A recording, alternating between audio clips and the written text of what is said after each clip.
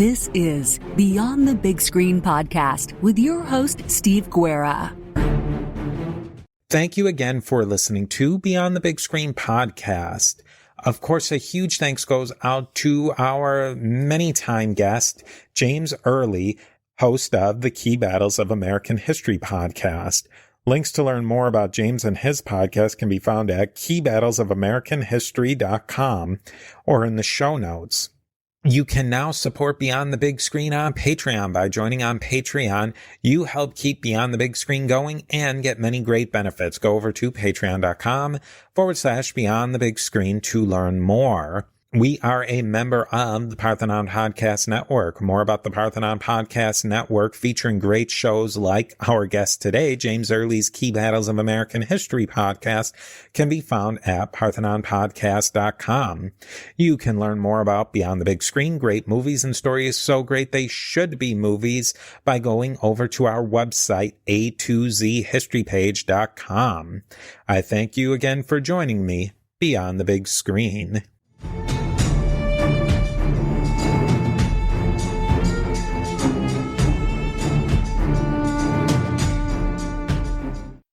Welcome back. We are very happy to have James Early on again today to talk about this great movie, The Thin Red Line from 1998. The movie's directed by Terrence Malick, and it's starring an enormous cast. It's almost too big to mention. It really is too big to mention. I'll mention a couple of the people, but many of these people I'll say were very much established stars in 1998. But there was also a great number of up-and-coming actors. So here's just a little sample. We have Sean Penn, Adrian Brody, Jim Caviezel, Ben Chaplin, George Clooney, John Cusack, Woody Harrelson, Elias Koteas, Nick Nolte, John C. Reilly, John Travolta, and don't forget John Savage. And a number of other big-name actors have scenes that were actually cut or otherwise didn't make it into the film. And the final cut of this movie is actually a really huge production, and when we might get into some of the production details, but it took a long time for this movie to even come out in 1998. So first off the bat, James, what did you think about this movie? I tell you what, Steve, this is a movie that has grown on me over the years. I did not see it in the theater in 1998 or 1999 when it came out, but I first saw it probably in the early 2000s. I probably went to Blockbuster and rented the DVD or something like that, And I remember watching it and just thinking, that's kind of weird. And then I didn't really watch it for a long, long time until recently. I recorded a series on my own podcast of World War II film discussions with Sean McIver. And we did this one, and I watched it 2 or 3 times to prepare for that. And then I watched it a couple times to prepare for this. And I got to say, the more I watch it, the more I enjoy it, because it's such a deep, we'll get into this later, but it's so deep, and there's so many levels of meaning, and there's themes, and there's character development, and there's all these things that you don't typically get in a war movie. And the first time, I just don't think I got it. I don't think I understood what the director was trying to do. So I've talked to a lot of people who have watched it once and maybe when they were younger, and they just said, I didn't like it. It was too artsy, or it was too convoluted, just too much. And I always tell them, well, watch it again, maybe watch it a couple times. It's well worth the investment. Yeah, I think that this movie, when I remember first seeing it, and one of the big things that comes, especially when I had done a little bit of research, I didn't realize that it came out at just a little bit after Saving Private Ryan. And I think that Saving Private Ryan set an expectation for movies, World War II movies, in 1998. And the 1998 Steve saw this and I did not understand it. I thought it was too long, too artsy. But watching it again, this is a much better movie. I'm going to go out on a limb here and say it's a much better movie than Saving Private Ryan. I don't want to put you on the spot too early and make that comparison, but at least for me, I think having watched Saving Private Ryan a number of times afterwards and watching this a number of times afterwards, I think that this captures something about war that Saving Private Ryan didn't capture. Yeah, I agree with you. I'll go ahead and fly my flag up the mast. I like this a lot better too. And again, 5 years ago, even a couple of years ago, I would not have said that. But it's hard to compare them. They're such different movies. In fact, it's hard to compare this movie to anything. I've never seen another war movie quite like this one. Now, we're not too far outside of the realm of possibilities. The movie, it's a beautiful movie. It has kind of mixed reviews if you really dig deep into the reviews, but it has both 80% critics and the rabble, if you will, on Rotten Tomatoes. So people, it's fairly well stood the test of time with ratings wise to be in a solid B rating at this point. Now, the movie was based on a 1962 novel by James Jones, who is also the author of From Here to Eternity. Then there was a 1964 movie based on the novel. So this is the second movie based on this 1962 James Jones novel. This movie's a fictionalized account based on James Jones's actual experience as a soldier on Guadalcanal. And I thought maybe we could start off. You've done many episodes on your Key Battles of American History on Guadalcanal. What is the really overall, your quick and dirty description of this Battle of Guadalcanal? Yes, you're right. I did a 4-part miniseries within my 35-part series. So it was like 1/9 of the series, this one battle. But really, to call it a battle is a little misleading. It's really a campaign. It's a series of individual battles. And so it's fairly early in the Pacific Theater. I'm sure everybody knows, the Pearl Harbor attack was December 7th, 1941. Then you had the Battle of Midway, which many call the turning point of the Pacific War. That was in June of 1942. And then the invasion of Guadalcanal began in August of 1842. The reason the United States chose, and this is our first major land invasion or our first major amphibious assault. It's the first step, if you will, in the island hopping campaign that is so famous. And the reason they chose Guadalcanal is because the United States High Command had learned that the Japanese were building an airstrip on the island of Guadalcanal. Now, Guadalcanal is just one of many islands in the Solomon Islands chain, and it's positioned in such a way that had the Japanese been able to construct an airfield and fly planes in and out of it, as well as they would probably put a naval base there eventually. If they were allowed to do this, that would seriously threaten the American supply line between Hawaii and Australia. Australia was a key part of the Pacific War. Of course, the Australians were there, but the Americans were using it as well. And it was just not acceptable for that supply line from Hawaii to Australia to be cut off. And so the U.S. High Command decided to invade the island of Guadalcanal, take the airstrip, turn it into an American airstrip, and use it and drive all the Japanese off the island. And so that's what they did. And they began in early August 7th, 1942. The 1st Marine Division landed there. They very quickly took the airfield. The airfield is located in the north central part of the island. It's just a tiny little piece of the island. The island is pretty big, but the fighting for this airstrip, which the Americans eventually renamed Henderson Field, it was just, as I said, a tiny fraction of the island. But so the Americans grabbed the airfield and they began to use it very quickly, but the Japanese made 3 major attempts to retake the Henderson Field, or the airstrip, the airfield. They sent increasingly large units to try to attack and take over and drive the Americans off, but each one of them failed. A couple of them came pretty close to succeeding. But eventually the Japanese gave up trying to take that airstrip, and the Americans made it into a perimeter. And then gradually the Americans tried to expand and engage the Japanese on the other parts of the island. They sent the Marine Raiders, a unit that my dad was in, to drive the Japanese off the eastern part of the island, and that was successful.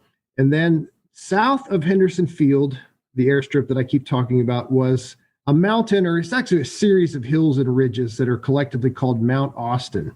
The Japanese were using Mount Austin to fire artillery shells down into Henderson Field, as well as to launch a lot of raids, and some of these raids were successful. The Japanese were very, very good at night fighting and surprise and, hit and run tactics, what we would call guerrilla tactics. They were very good at that, and they were doing that. And so I didn't give any time frame, but basically the American perimeter around Henderson Field was pretty secure by about the 1st of November. So that's 3 months after the invasion. And then in December, they started pulling off some of the 1st Marine Division and other units that had been there all along, and they started replacing them with the Army and other Marine units. So the Army, that was pretty typical for Pacific battles. It wasn't always that way, but a lot of the times the Marines were the shock troops. They would be sent in to land, to secure a perimeter, to take as much as they could, and then the Army would come in behind them and kind of finish off the job. And so the Army came in December, and they attacked Mount Austin and some surrounding hills.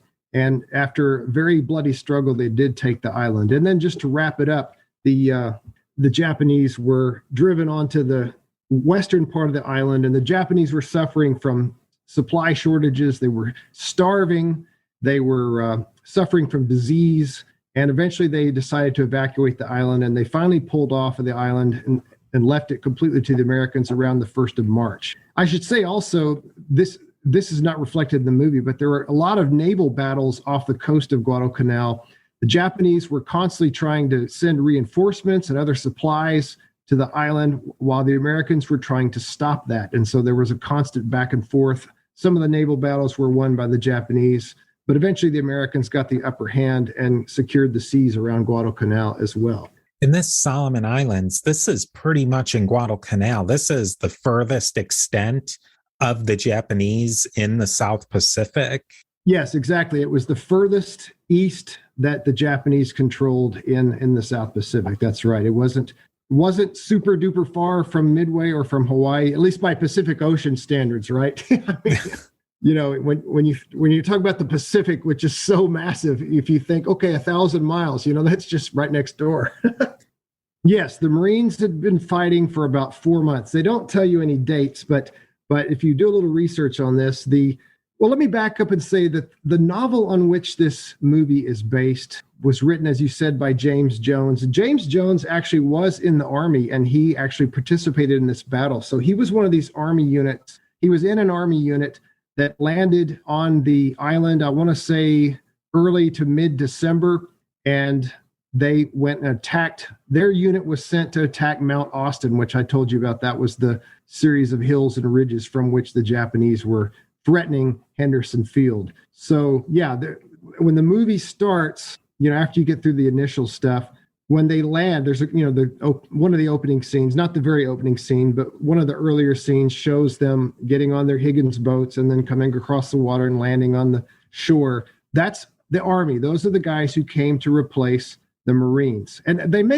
somebody makes a comment about that. I think the general that's played by John Travolta says, well, the Marines did their job. Now it's time for us to do our job. So that's the historical context. The movie's loosely based on the novel, and the novel in turn is loosely based on what actually happened. So there's a lot of fictionalization, but the overall big picture is correct. One thing that made me think a lot during this movie is that when you get the idea, when you listen to your podcast, there's obviously Marines like your dad who are they were the point of the spear, highly trained, and the Marines are highly trained.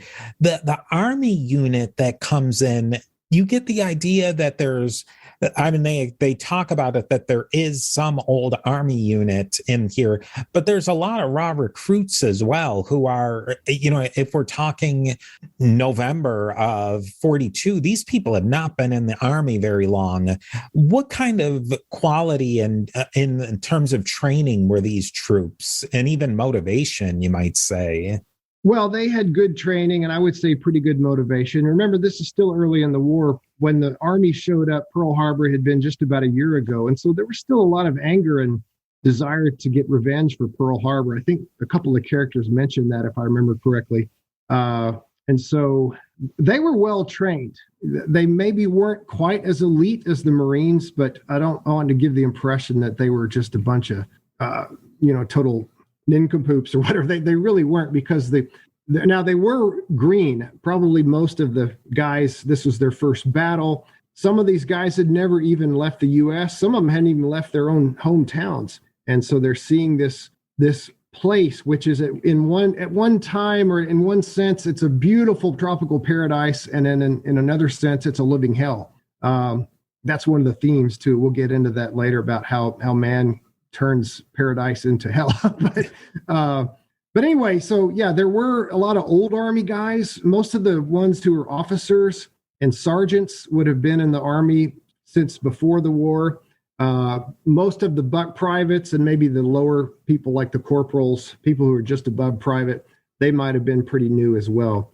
The character Whit, I'm sure we'll talk a lot about Whit, but Whit is a private, but I believe if I remember correctly, in the book, he was a sergeant who had been busted back down to private. They say explicitly in the movie that he had been in the Army for 6 years. So we're talking 1936, this guy had been in there. And then Sergeant Welsh, Sean Penn's character, the implication is that he'd been in even longer, perhaps. Is it something that you saw in your research? There seems like there was a really big difference between the way the old Army ran and then the Army that goes into World War II. Yeah, there was. And I'm not a big expert on how the Army and the Marines were run before the war, but you have to remember that the Army was very, very small prior to at least 1940. President Roosevelt started beefing up the Army even before Pearl Harbor, knowing that we were probably going to get sucked into this one way or the other. But, in the old Army, it was so small. Everybody knew everybody. Okay, I'm exaggerating, not literally, but people knew each other and people had served together. And with this new Army, these are citizen soldiers. Okay, these are guys who were farmers and who were students in high school. A lot of these guys were straight out of high school. Some of them hadn't even finished high school. They're just regular Joes, whereas the old Army people were people who had joined because they wanted a career in the Army. So there is definitely a different mindset and a different culture between the two groups. Now, having set that up, the very first scene of the movie is this Private Whit and him and his cohort. I don't know if they say his name or not. They never say the other guy's name, no. They had gone AWOL to another island, and they're just living an absolute paradise, idyllic life. What do you think that they were trying to show in that scene? Well, I think it actually was another part of Guadalcanal where the Army had not, or the Marines, none of the Americans had not reached yet. And the reason I say that is because later, after they've captured Mount Austin and they've continued moving, Whit actually runs into the people again. So that's why I think it is on Guadalcanal. It doesn't really matter, but yeah, we start off with this beautiful tropical paradise, and here's Whit and his friend who have gone AWOL, as you said, and they're playing with the little kids, and they're swimming, and they're kayaking, and they're just having the time of their life, and everything seems to be perfect. It's almost like a Garden of Eden. Of course, we're given hints that it really isn't, but at least it seems that way to Whit. And I think that Terrence Malick is kind of saying, here is creation, here is creation as it was intended to be. This is paradise, but this cannot last. And as we're going to see, it doesn't last in two ways. First of all, Whit and his friend get captured and they get busted and taken back to the regular Army. And then later we're going to see that the natives, when Whit runs into them again, I don't want to jump ahead too much, but Whit eventually discovers these guys again, and now they're fighting and they're diseased. The kids are getting sick, and it's far from the paradise that he thought it was. In your research in the World War II, and it's something that doesn't get mentioned as much, is there's so many different native groups, the Melanesians, the Polynesians. What was their role in the war, and how did the Japanese and the Americans interact with them? They're going and blowing up their islands that they had lived in for thousands of years. Right. Do we know much about what they thought about all this? I don't know much about how the natives thought. You asked, what did the Japanese and the Americans do with them. The Japanese, it's very simple. They would enslave them. They would force them to do labor for them. They would take advantage of the women for their own pleasure.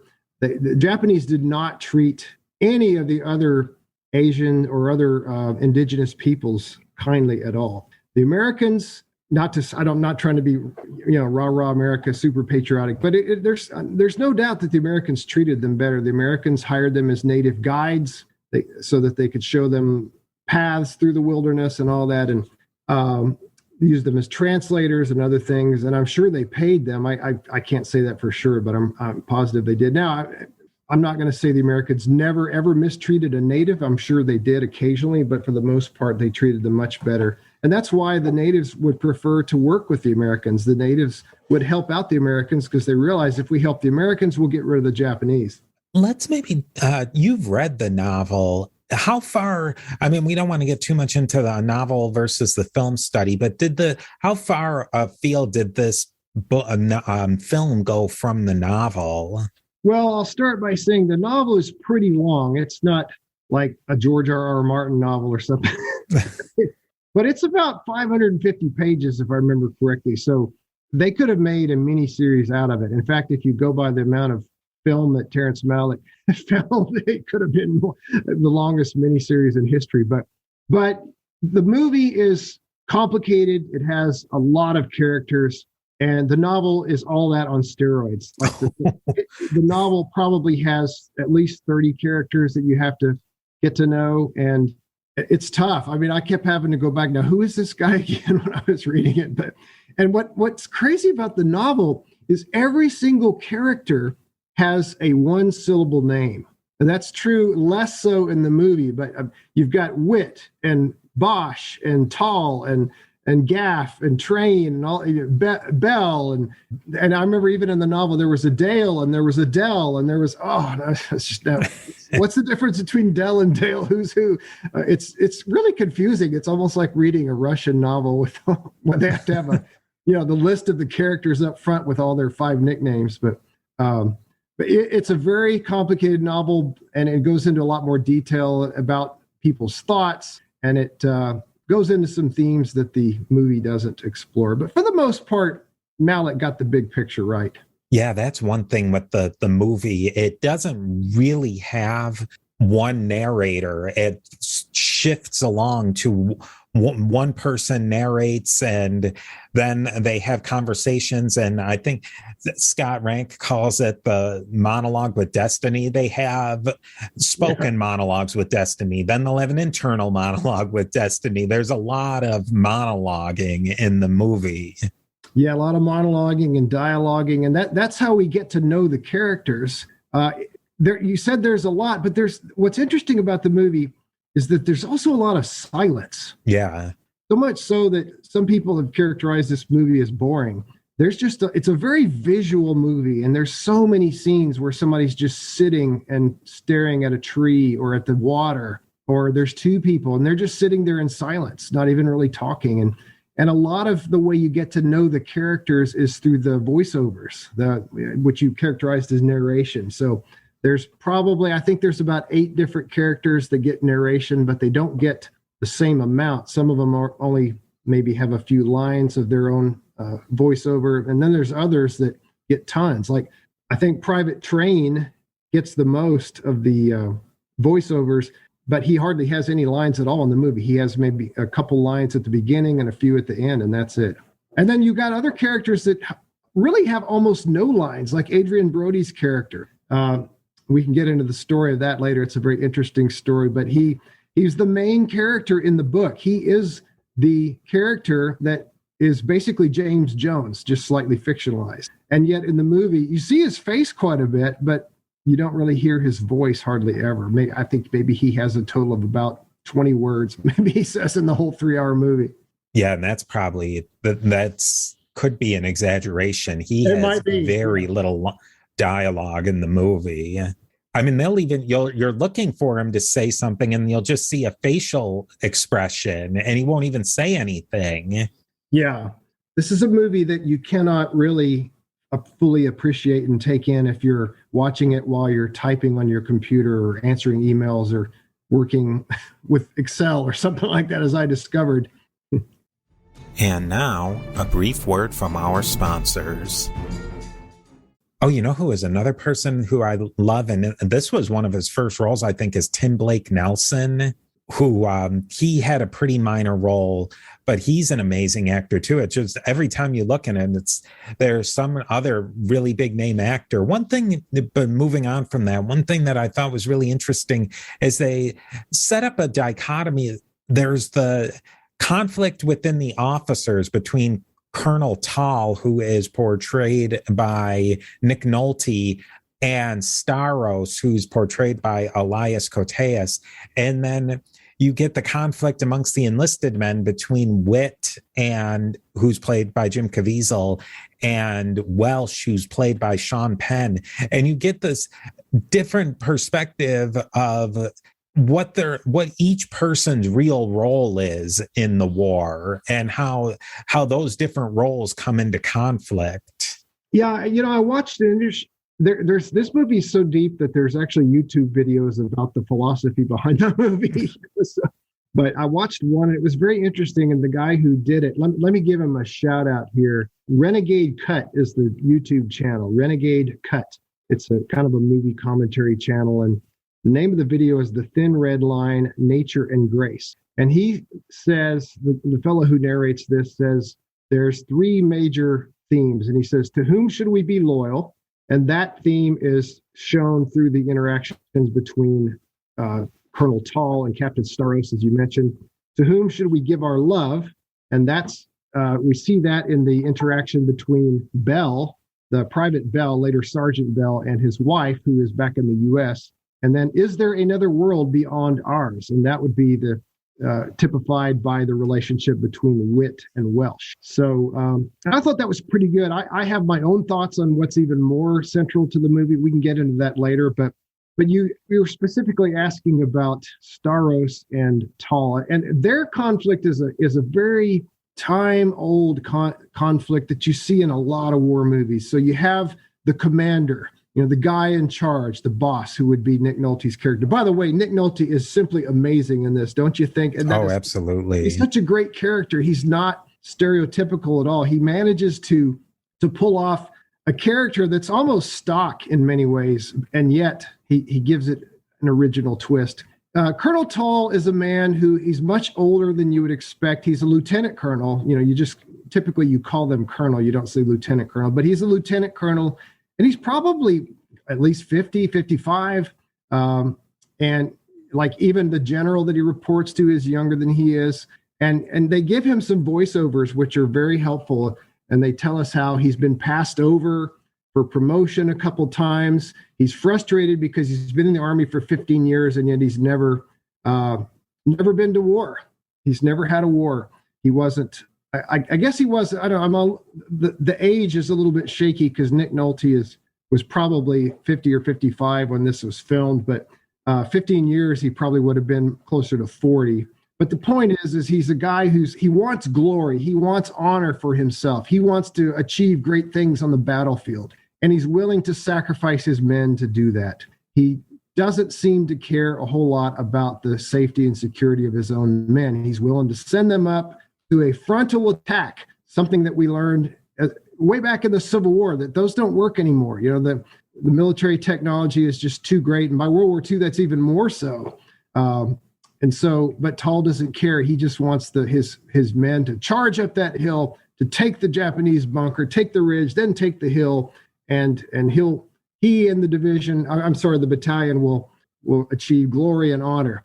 Staros, on the other hand, is not a professional soldier. Tall was a West Pointer, as I mentioned. He said he'd been in the Army for 15 years or maybe more. Staros was a lawyer. He was a man who joined the Army probably out of patriotism when the war broke out, went to officer candidate school, and he's now the captain of the company. And he cares about his men. He loves his men, and he doesn't want to just waste their lives. And in fact, he tries. Initially, Colonel Tall gives the order, and the captain says, all right, let's charge. And so many people get killed. There's this brutal Japanese position with 5 or 6 machine guns. interlocking fields of fire, and it just tears the men to pieces. And finally, Tall says, "You better get up that hill right now." I love his voice. "I want you to take that hill. What are you doing sitting there on your butts?" And finally, Staros just says, "Sir, I refuse to follow this order." He even notes the time. He's doing all this legal stuff, and Tall goes, "This is not a courtroom. This is a battle." But so that's the conflict between, do we go all out? Do we sacrifice our men? Do we do whatever it takes to try to take this position, risking possible disaster? Or do we try to do it in a way that minimizes the loss of life? That's the conflict between Tall and Staros. What I loved about the conflict between Tall and Staros is that it was so layered. It wasn't just the classic that Tall is the monster who just wants to win at all costs for personal glory, and Staros is the angel who just wants to save his men. Staros wants to take that hill as much as anybody else does, but he wants to try something new and something different. Tall, he has a completely frustrated career.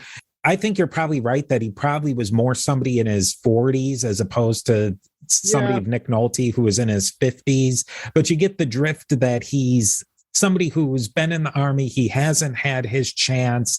Maybe he's made a couple of pitfalls along the way, that he isn't as far along in his career as he wishes he was.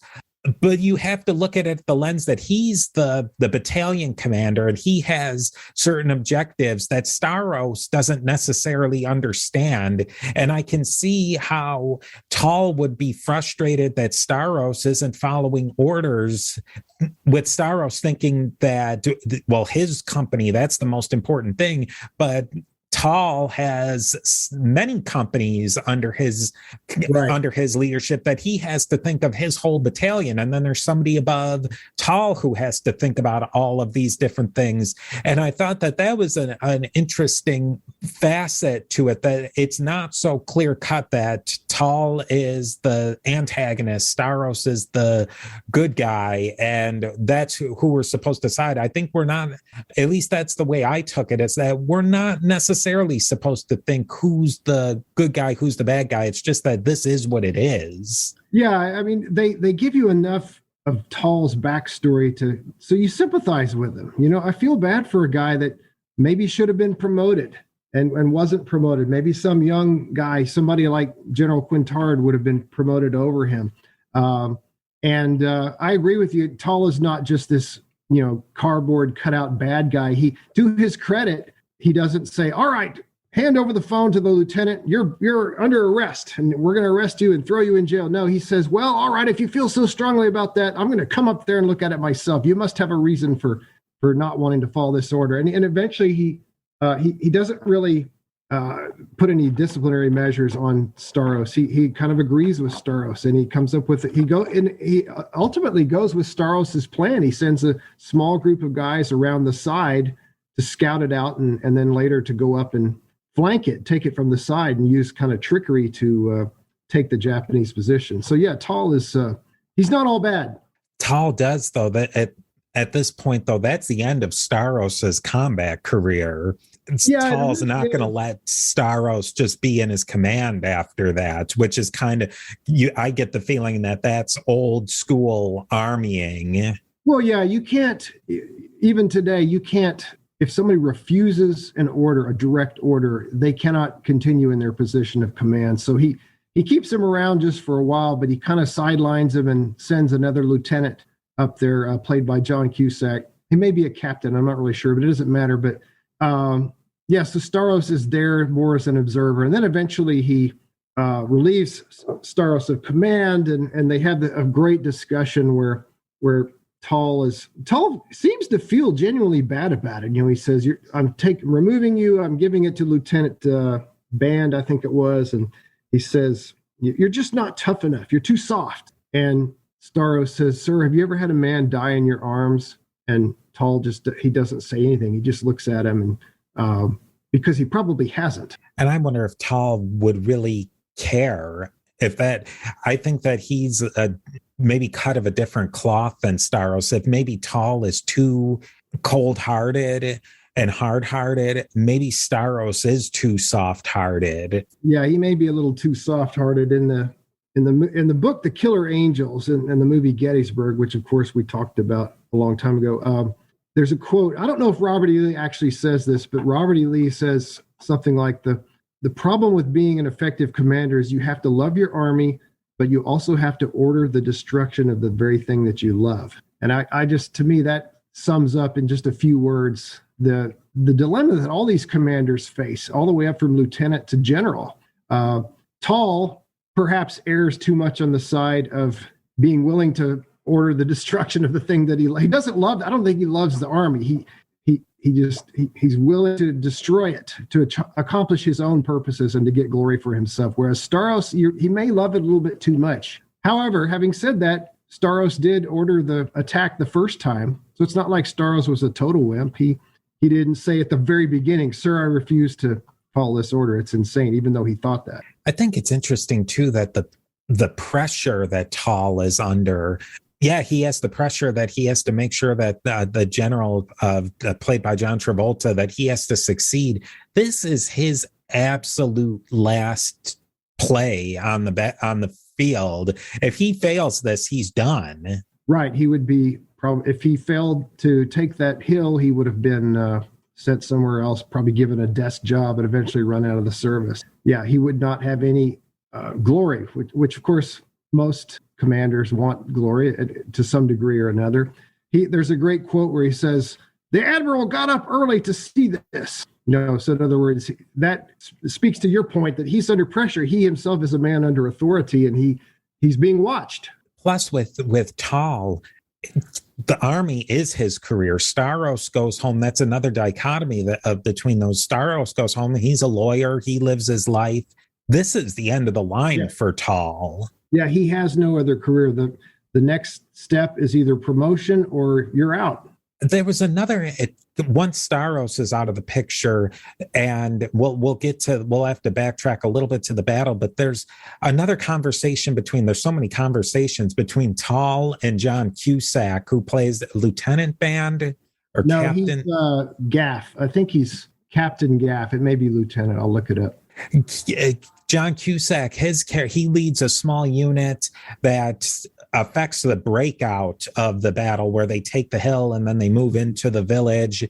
And Tall has this conversation with him and with John Cusack. And I thought that was really interesting, because I think we learn a lot about Tall through that conversation that you have to use to think about his conversations that he had with Staros earlier. And John Cusack doesn't entirely get it either. I think also that dichotomy that they set up between Tall is old, even though he's probably only like 40, and these kids who are junior officers who are in their early 20s, and they just see the world through two completely different lenses.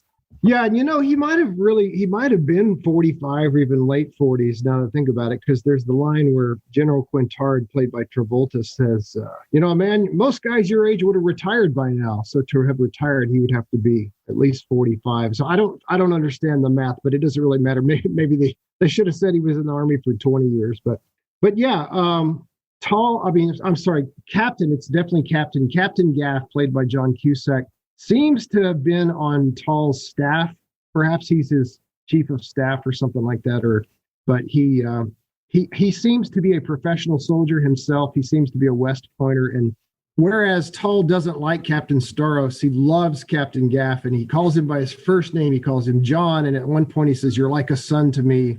But yeah, you're right. There's still a disconnect there because, for example, after the successful attack, Captain Gaff says, "Sir, the men have got to have water." And he says, "Well, yeah, we'll get it later. Don't worry, we'll get it in another hour or two." And Captain Gaff says, "Well, people are passing out. They could die from this." And Tall says, "Well, they could also die from enemy fire." I love that voice that he uses. That's really close too.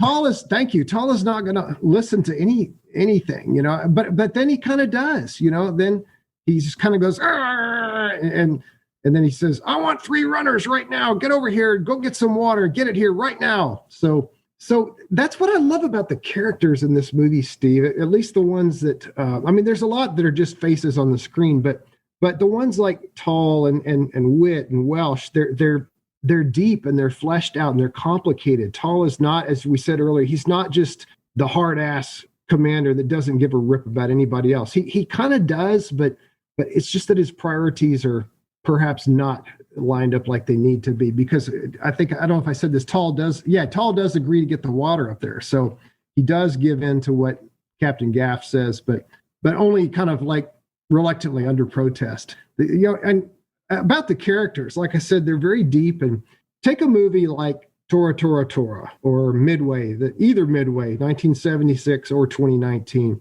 I like all those movies. I love Tora Tora Tora. I love Midway 2019. But the characters are pretty much flat. They're basically cartoon characters. They have no depth. There's no growth. There's no character development. But that is not true in this movie. Yeah, I feel that way even with Saving Private Ryan, that they try to do a little bit more of a depth of character, but they come out pretty one-dimensional. Right. Where this really does build characters. You even look at the character of First Sergeant Welsh, played by Sean Penn, and his relationship with Jim Caviezel's character Wit. Their characters and their relationship develops throughout the movie. It does.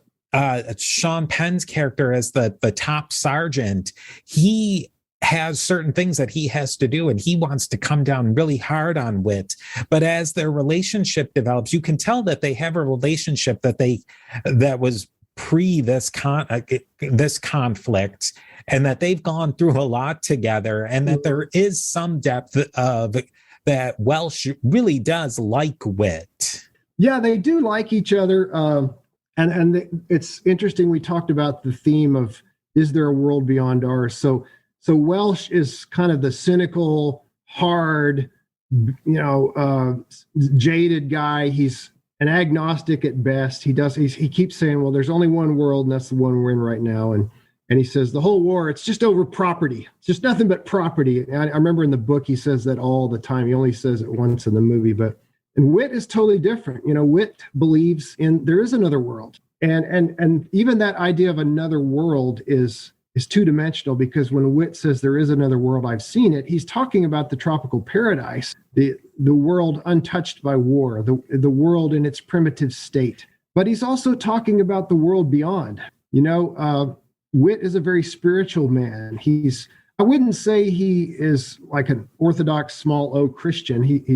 Staros is probably more like that. But Wit is not necessarily a fundamental Bible believing evangelical Christian. His spirituality is more like the transcendentalists. He talks a lot about how maybe there's just one soul in the universe and we're all connected together. He uses a lot of language like that, but he definitely believes that there's more than just this world. And that's one of the conflicts between them. And they keep coming back to that every time they kind of will get separated, and then they'll meet back up. And it's very interesting. There's a scene kind of toward the end where Welsh is sitting in this burned out house, and Wit walks in. He says, "Oh, how you doing?" And Welsh says, "Well, hey, have you found that beautiful light yet? Are you still looking for the beautiful light?" or something like that. And so they're always talking about one belief. And Wit says, "I still see a spark in you." In other words, there's more than just flesh and bone. There's something in you. There's something spiritual in you. And Welsh just doesn't see it or doesn't believe it. The interesting thing about that scene, Steve, I was reading about this, is a lot of those lines were ad-libbed. Like they told Jim Caviezel, just go in there and start talking to him. And, of course he's in character, but he's saying things that he actually believes, because as it turns out, Sean Penn, the actor, actually is kind of an agnostic or atheist guy. He's not a spiritual person at all. Whereas Jim Caviezel famously is a very devout Catholic, like old school traditionalist Latin Rite Catholic. And so it was very easy for them to film that scene. Yeah, that's amazing. Wit, I maybe almost call him mystical. He talks about when his mother dies and how she was in complete peace, and he doesn't feel that quite yet, but he'll know it when he sees it. And that kind of plays through the whole film. Yeah, and he is, for the most part, he is at peace. He's very calm, whereas a lot of the characters really freak out. when they get in combat, and rightly so. I mean, I would freak out too. Anybody would. I just can't imagine having all these bullets fired at you and grenades flying and all this stuff. But the way Jim Caviezel does him, his face is just calm. He always has a slight smile on his face. Did you notice that? Yeah. He's just, I think of Whit as a Christ-like character. There will be more evidence for my theory later when we get toward the end of the movie. But Whit is, there's a scene where Whit is comforting this other soldier. There's a soldier who's just down on his hands and knees and sobbing, and remember that Whit is pouring water over his neck and kind of rubbing the back of his neck. And there's even a scene where Whit is pouring water over a plant, like he's watering a plant, as if there wasn't enough water for the plants. But he's just he's deeply concerned about others, and he wants to make others' lives better. And he just doesn't seem to let anything get to him. It's so interesting that you say that Adrian Brody's character, Corporal Fife, he's the main character of the book. He is the main character. He is James Jones. The novel, The Thin Red Line, is somewhat autobiographical, as are James Jones actually wrote 3 novels about World War II, From Here to Eternity, The Thin Red Line, and I can't remember the name of the third one, but they're all autobiographical. So yeah, it's interesting that the character that basically is the guy that wrote the book is just a minor, he's small potatoes in the movie. In the novel, what was Whit? Was there a character Whit? Yeah, these characters are all, they did all come out of the novel. I wish I could remember everything about the novel, Steve, but I've probably read about 30 or 40 books since then, and I only have a limited amount of storage space in my hard drive. So I don't remember much about how Whit was characterized in the novel, so I can't speak to that. I'm sorry. Now, there's a couple of side characters who they come in and then let's talk. One of them in particular is Sergeant Keck, who's played by Woody Harrelson. Who's played by Woody Harrelson. Excellent role. And I think that he is, if you're going into this and you want to see the superhero soldier, you don't get that with Woody Harrelson. I think he is probably one of the most real characters, Keck, that I've ever seen in a movie. Yeah, he's amazing. Of course, I think Woody Harrelson is one of the greatest actors of our time. But yeah, you're right. In fact, a lot of these characters in this movie are really just doing cameos. I mean, they come in for 5 minutes, 10 minutes, and then they're gone. John Travolta's character, General Quintard, is that way. John Cusack's character, who we talked about earlier, Captain Gaff, he's only in there for maybe 10, 15 minutes. And Woody Harrelson is the same way. It's funny, you see him just for a second in the scene toward the beginning where they're landing on the beaches. And you see him in one of the Higgins boats, and then he disappears for the next 20 minutes or so, and then he reappears. But yeah, he's portrayed as a very effective sergeant. He's a leader of a squad, which is maybe 12 guys, and he's calm, but he's realistic too. Somebody says, "What are we going to do?" And he says, "Well, we're gonna go up there and we're gonna take the hill. We're gonna do this. We're gonna do that." And somebody says, "You really want to go up there after all this, with all those guns up there and everything?" And he says, "Well, I don't know. Honestly, I don't know." He says, I don't want to just run straight up at him. We're going to figure something else out." But he has a tragic end. And that ending of him where he pulls the pin on the grenade, but pulls the pin and the grenade's still attached to his pants. Oh. And he has the wherewithal to drop and sit down so that his body absorbs all the concussion of the blast. Right. But it reads through him that he's ashamed of himself. He's embarrassed. He can't believe it's happened, that he's done something so silly. And I mean, I wonder how many times that something like that happened really in war, where somebody just makes a stupid mistake. If I make a stupid mistake in my job, it doesn't mean anything. Where there you do it and you're going to be dead. Yeah. And this is, as you said, he sacrificed his own life for the lives of his men. And I'm sure things like that happened all the time. And I'm sure that in a lot of cases, a lot more lives were lost than just one. And now, a brief word from our sponsors. there's a really interesting storyline that goes through most of the movie, and that's of Private Bell. He was a captain or some officer, and he's like a lieutenant before and he goes AWOL to be with his wife, and then he resigns. He resigns his commission, and he still gets punished for that. But maybe you describe a little bit of his character. He is symbolic of the many men that went overseas and had a sweetheart or a wife back home and was totally faithful. You know, people are people. Some people are faithful. Some people are not faithful. There were a lot of soldiers who were not faithful to their significant other and took advantage of the many opportunities. Well, maybe not many, but the opportunities that they had to have relationships with women, perhaps when they were on leave in Australia or New Zealand or somewhere like that. But Bell is a very romantic person, and he's a very self-sacrificing person. He, as you said, he had become an officer. He was in the Corps of Engineers, and he had to spend some time away from his wife. Prior to that, they had never been separated for a single day, and his job required that he be away from her. She didn't like it. He didn't like it, so he resigned so that he could stay with her. So he sacrificed his career as an officer in the Army for his wife, and they tell him, well, we're going to draft you as soon as the draft is instated. I can't say the word instated. And we're going to make sure you're sent into combat in the infantry. So again, what a great sacrifice he made for his wife. And he is totally faithful to her. He loves her. There's one part where he's talking to another soldier and he says, I've not even looked at another woman. I haven't been with any other women. I haven't looked at any other women. I don't want to, he says. And that's truly noble. And he writes her these very romantic letters, and they show all these flashbacks with he and his wife, and they're just wonderful. They're sensual and they're passionate, but they're not graphic. You know, they don't show a lot of flesh, and they don't show a lot of kissing and hugging and other things, shall we say. It's just them together, kind of holding hands and hugging and touching, and for the most part. And oh, it's just wonderful. By the way, I have to mention in passing that his wife is played by the lovely Miranda Otto, Australian actress who would a couple years later go on to play Éowyn in The Lord of the Rings. Oh, yeah, that's right. Yeah, I am no man.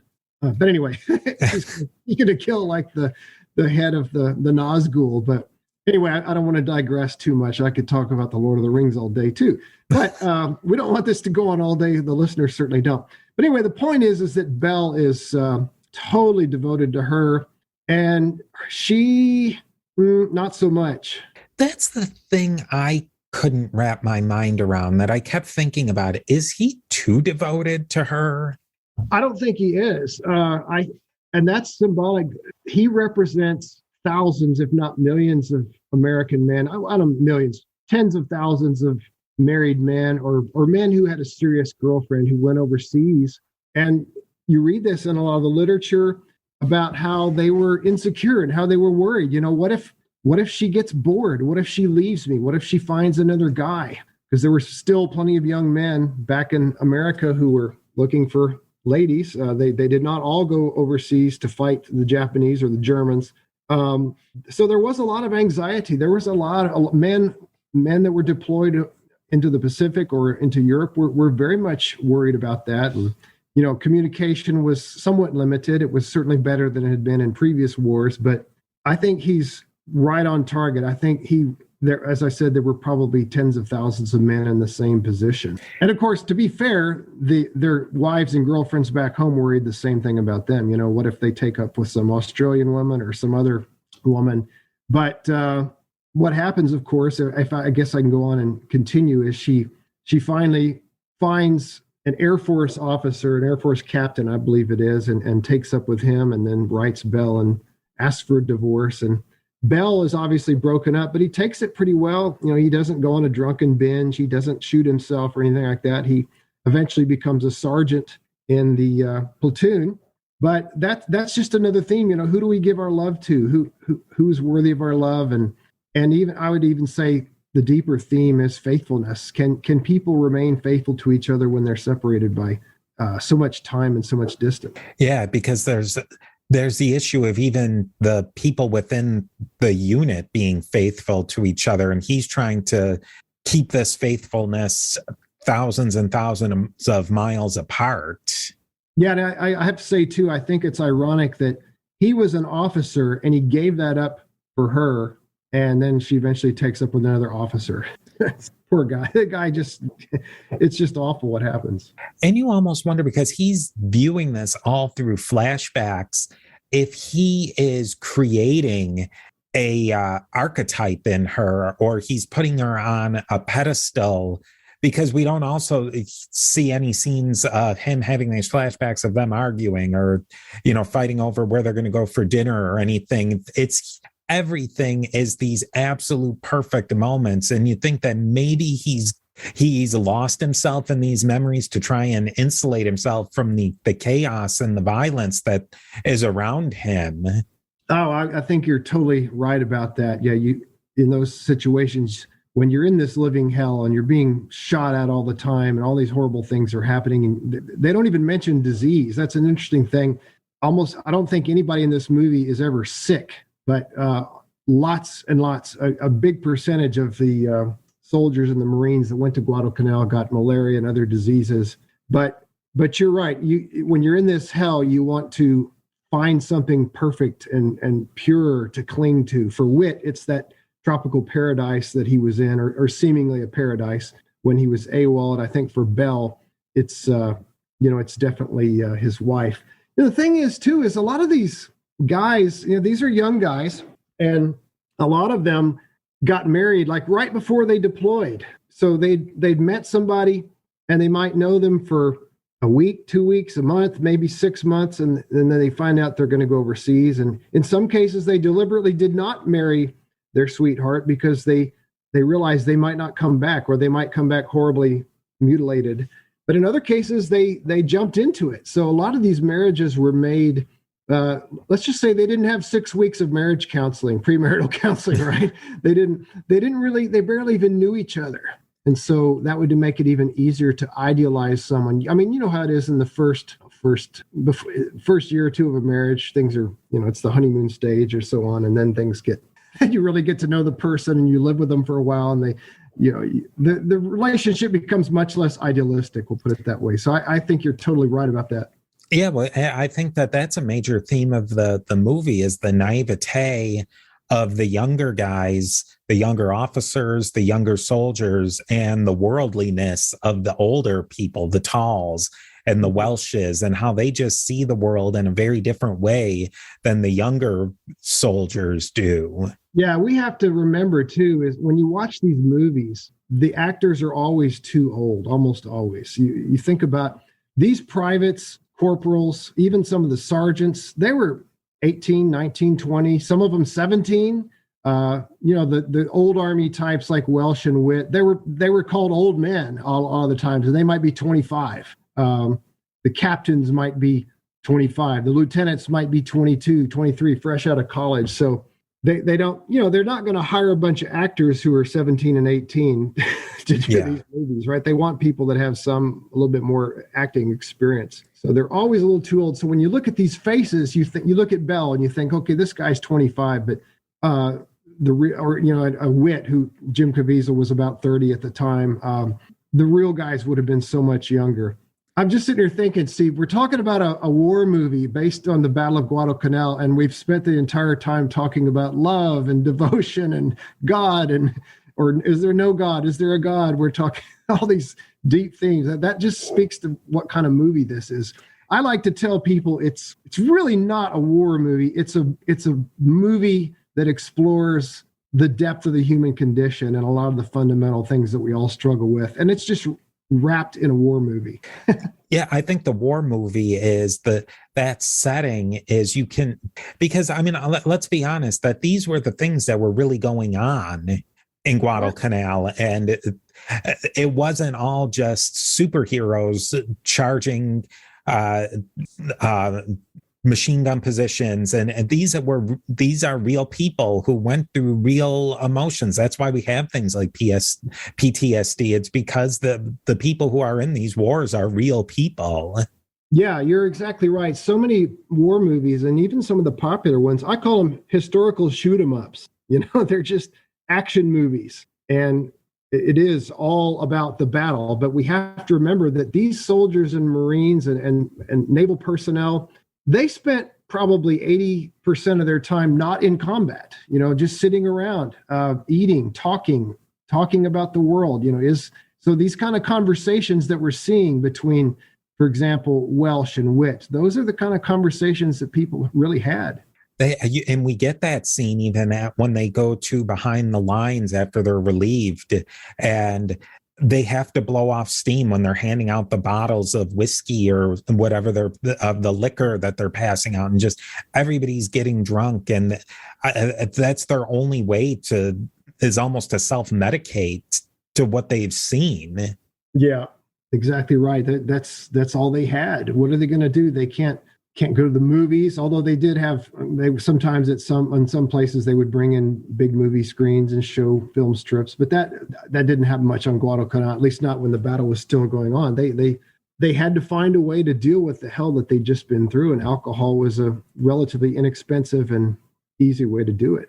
Before we wrap up today, I'm wondering, they showed a lot of scenes in the movie of the nature and the wildlife. And I think there was one where one of the soldiers almost was bit by a snake. And these places like the Solomon Islands and all of these islands, they're packed full of venomous snakes and deadly animals. Is there a lot of writing about soldiers who had to deal with those sorts of aspects of the environment that they were fighting in? Oh, absolutely. Absolutely, especially on Guadalcanal. That's another one of the themes that I think the movie is trying to present, is that nature is beautiful and it's wonderful, but it's also very dangerous. Nature wars with itself, nature wars with man wars with nature. I will say that in Guadalcanal specifically, they dealt with so many things.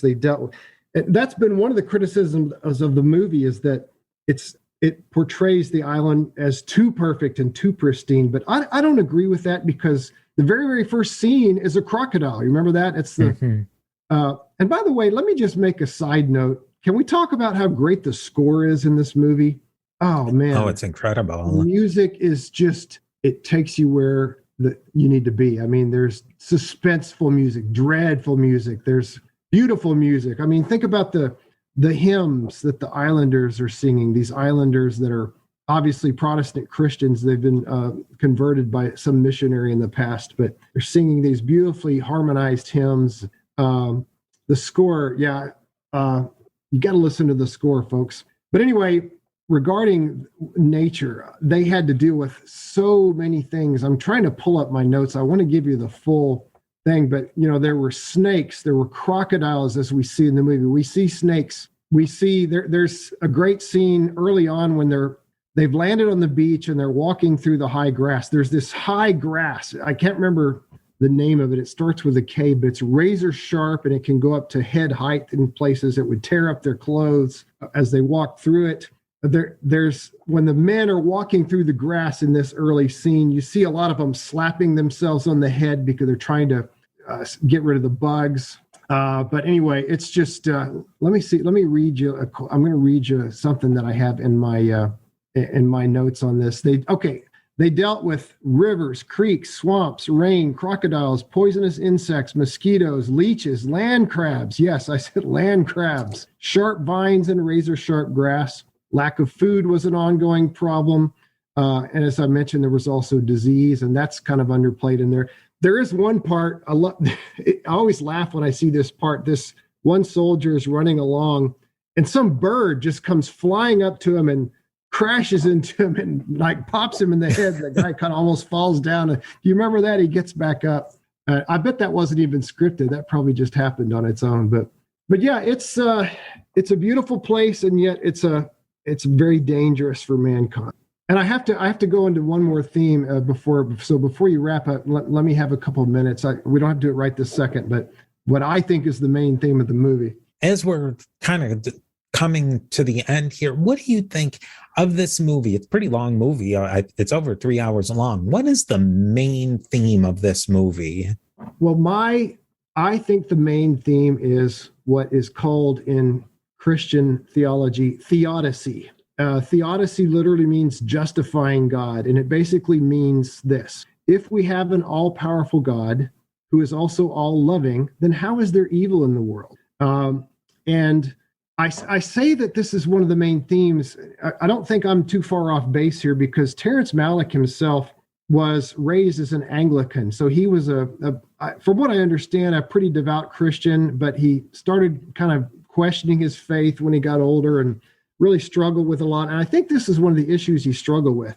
I should also say that he studied philosophy at Harvard University. I think his undergraduate degree was in philosophy. If not, he studied it a lot. He was a Rhodes Scholar, went to Oxford, and was doing a master's there, but he got in an argument with his thesis advisor about his thesis, and so he dropped out. He didn't do his master's, but he later taught philosophy at MIT. So, I mean, this is a smart guy. This is a deep thinker, this filmmaker is, and kind of a lapsed Christian, a guy who knows a lot about Christian theology, and you see that all throughout the movie. And this theme of theodicy, how did evil get into the world? Why is there evil? This is explored in the voiceovers of the character Private Train, who I mentioned early on. As I said before, Train, I don't even know that I saw him in the middle of the movie. He's at the very beginning when they're coming over on the ship. He talks about how nervous he is. And then when they're leaving the island at the end, he talks about how he wants to have a good life and he's ready to start living his life and he wants things to get better. He's a redheaded guy, but Train says this. This is about 2 hours into it. He says, "This great evil, where does it come from? How did it steal into the world? What seed, what root did it grow from? Who's doing this? Who's killing us, robbing us of life and light, mocking us with the sight of what we might have known? Does our ruin benefit the earth? Does it help the grass to grow, the sun to shine? Is this darkness in you too?" And he's addressing God directly. "Have you passed through this night?" And so, yeah, it's the question of how can there be a loving God and yet still be evil in the world? And the movie doesn't attempt to answer it at all. The movie just presents the question, just kind of throws it out there, and the different characters have their own answer to it. But yeah, Train keeps coming back on and just talking about why are we fighting each other? Why does nature war against man? Why does man war against nature? Why do we fight each other? So I think that's the main concern of the movie, but there's certainly a lot of big and deep themes in it. Yeah, it really does. It takes away the rah-rah element of war. Even the way they portray the Japanese, they're fighting, but then they show them after they've been defeated and they're bawling their eyes out. They're cradling their comrades who have died, and there's some soldiers who are sympathetic to that. There's others who are shooting them while they're down, and you just see a really messy part of war through that. And looking at that big theme of why are we fighting this? Yeah, okay, the Japanese, and there was a lead up to through the 30s, and you can look at that in a analytical way, but really, why are 20-year-old Japanese people fighting 20-year-old Americans and killing each other in such a brutal fashion?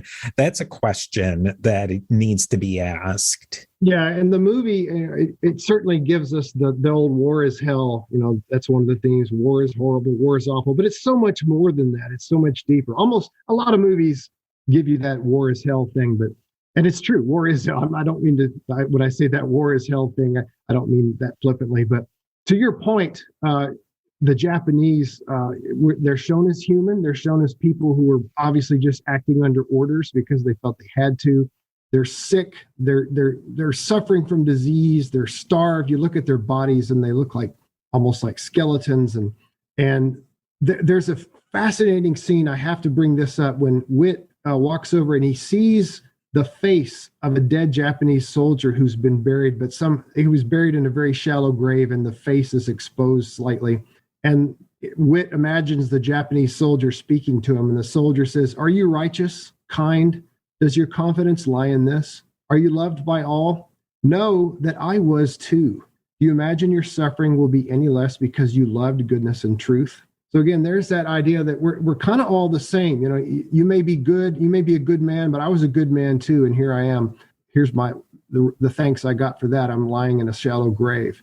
The good and the bad suffer equally in this world. Maybe to wrap this up, what is your pitch to somebody who says, oh, I didn't love this movie. It wasn't my favorite World War II movie. What's your pitch to say, go out and watch this movie and give it another chance? Well, it's funny you say that, because you and I have discussed this recently, but as you know, our listeners may not, but I run a Facebook group called American History Fanatics. Steve is one of the moderators in the group. He helps me out a lot with that. And I posted a poll and I said, vote for your 5 favorite World War II Pacific Theater movies. And I'm going to tell you that The Thin Red Line was way down the list, like maybe 10th or 15th. And I just couldn't believe it. And I even put a comment where I said something like, I can't believe Thin Red Line is not getting more votes. And I actually did have one guy say, oh, it was too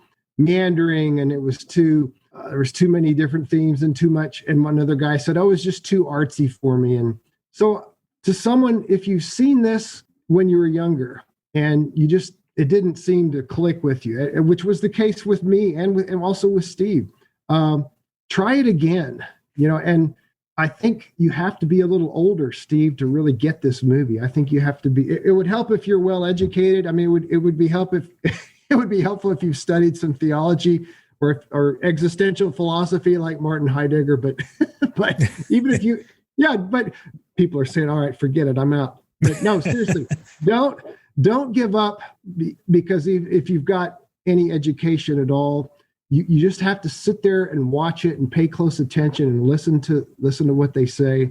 Maybe watch it a second time, because there's so many levels of meaning in this movie. I think it will be well worth the reward. It is a long movie. It's 2 hours and 50 minutes to be exact, almost 3 hours, but it's well worth the investment. Give it another chance. If you watched it 10 years ago, 15 years ago, didn't get it, you might now, and I think you'll be greatly rewarded. Yeah, I usually like to let the guests get the last word, but I have to just say, it's funny that this did come up as we're the couple hours before we were going to record this, that whole conversation happened. And I really do think with this movie, I 100% agree that you have to, if you've watched this when you were 20, watch it again now if you're older. And if you're 20, watch it again, but clear your mind completely of what you think a war movie, clear your mind of what your expectation is, and go in with this with a blank slate, because I think you'll enjoy it a lot better. And I say this a lot, listen to this episode, because I think you really will be set up more on ways to think about this email and go watch the movie again. Watch the movie, listen, watch again, maybe listen again. And we'd love to hear your feedback on email us or go to the American History Fanatics Facebook group. But I think that you will get a very different viewpoint on not only the war movie genre, but just the war and the human condition. Yeah, you get such a richer picture of what war was, what the Pacific War was, what these men went through. It wasn't, as we said earlier, it wasn't just charge, like one battle after another. It was relationships, and it was stress over what's going on at home, and it was conversations about the ultimate meaning of life and God and suffering and evil and all that. This movie just has it all, in my opinion. It's the ultimate experience.